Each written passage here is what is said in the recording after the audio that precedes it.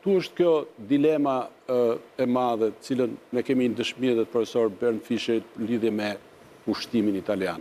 Pra, a duhet konsideroheshin dhe çfarë argumentash kemi ne që popullsia çame nuk ishte pjesë e një populli antar apo fuqi e boshtit? Ne nuk duhet të shohim historinë të një trajtshmes me dy kampe përballë, të cilat janë solide, sepse historia nuk duhet parë për të kaluarën, duhet parë për të ardhmen.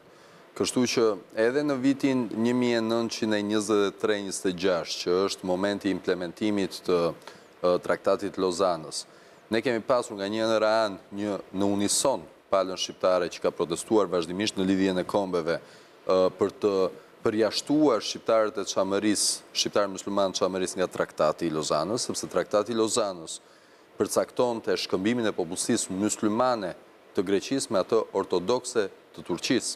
Pra, në këto popullsi janë shkëmbyer jo vetëm shqiptar, po janë shkëmbyer grek musliman në masë, 20% e Kretës. Fokusojmë shumë në zonën e Thrakës, jo në zonën e 20% e Kretës.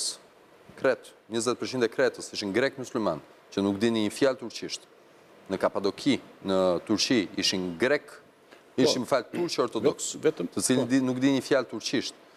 Dhe këtu është një merit e elitës politike të kohës e cila ishte në unison, që gjeti përballë një moment të caktuar historik, ardhjen në pushtet në Greqi të Pangalos, të generalit Pangalos, i cili ishte një, përveç se Arvanitas, ishte filoshqiptar në politikën e vet, që e pranoi këtë përjashtim.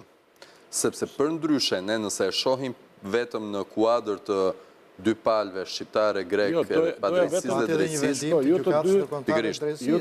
pra, pati një dakordësi, pati një gjetje të një momentumi. Dhe ky momentum është shumë i rëndësishëm se politika janë moment. Në politika ndërkombëtare, marrëdhënia e dy palësh. Momenti zgjati vetëm 6 muaj, po unë e di që të dy jeni zgjati 6 muaj, po mor vendimi. Sikurse në të njëjtën kohë ka zhvillime të tjera për të shqiptarë o greke, të cilat janë vendime vështirësisht të kryeshme.